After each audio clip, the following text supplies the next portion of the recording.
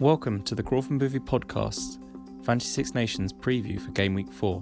Here are the players to watch and the pod squad.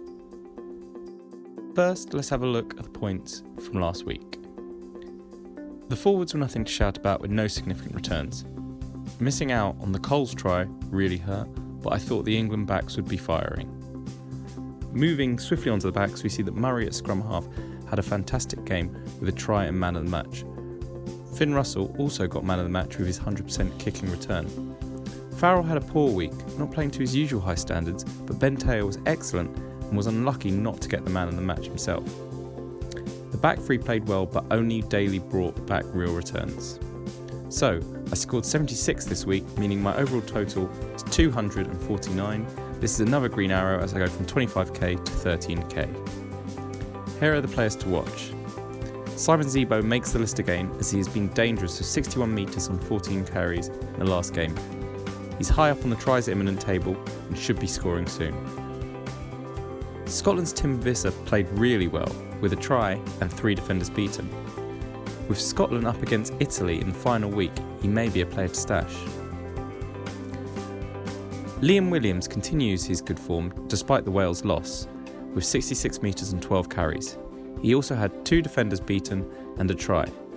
He's impressed me this Six Nations and has potential for a Lions jersey.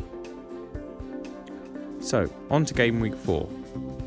We see that Ireland play Wales. This should be an easy Irish victory, especially with the motivation that they can still win the Six Nations.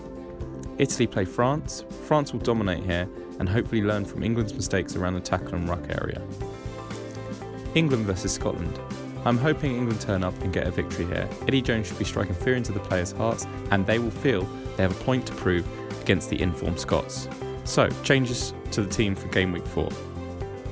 Owens comes in the front row for Ferguson to make way for more Scottish players next week in the backs.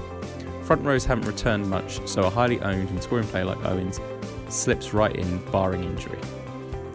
On a similar rationale, Henderson comes into the second row for Johnny Gray. In the backs, Lopez will come on, as I wanted to do last week. He had an immense game with 18 tackles, and he'll also take over kicking duties for me. I'm also considering bringing in Serin at 9, but would have to lose either Peakamoles or Garrado, who both have man of the match potential. It's not too late to join our podcast league, or even listen to us discuss the ruck and tackle situation on the Crawford Movie Podcast. So please like and subscribe to the video. Also remember there's a £100 Nando's voucher up for grabs for the winner of the podcast league. Good luck.